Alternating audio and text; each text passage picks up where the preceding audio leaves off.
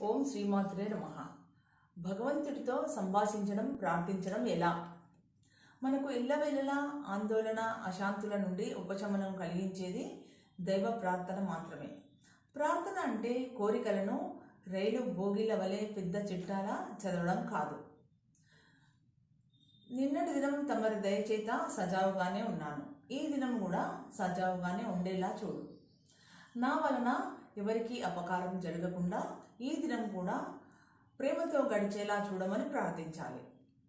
మరొక దినం చూడగలిగే అవకాశం కలిగించినందుకు భగవంతుణ్ణి స్తోత్రములు చేసుకోవాలి.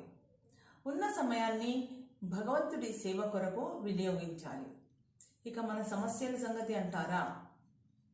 వీటి గురించి ఆయనకు తెలియనిదేదీ లేదు, తెలియనిది కాదు. వీటి గురించి చెప్పాలనుకుంటే మౌనముగానే ఆయనతో సంభాషించాలి. అసలు అన్నీ తెలిసిన వానికి ఇన్ని అన్నీ అని అది ఇది అని ఎలా చెప్పగలం?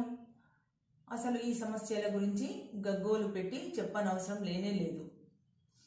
ఆయనకి అన్నీ తెలుసు. ఆయనతో సంభాషించాలి అనుకుంటే మౌనంగానే సంభాషించాలి.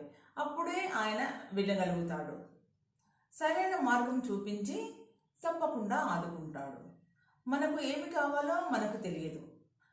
మనల్ని సృష్టించిన పరమాత్మకు మనకు ఎప్పుడు ఏది ఇవ్వాలో తెలుసు. పరమాత్మను పూజించేటప్పుడు కష్టాలు రావచ్చు. పూజకు ఫలితం వచ్చే వరకు వేచి ఉండాల్సిందే. ఏదో ఒక రోజు పూజకు ఫలితం వచ్చి తీరుతుంది. పూజకు ఫలితం రాకుండా మాత్రం ఉండదు.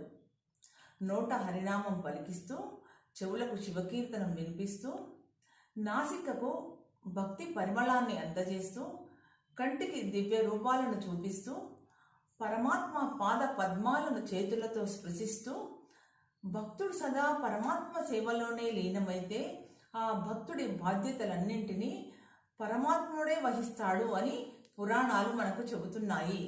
జై శ్రీరామ్.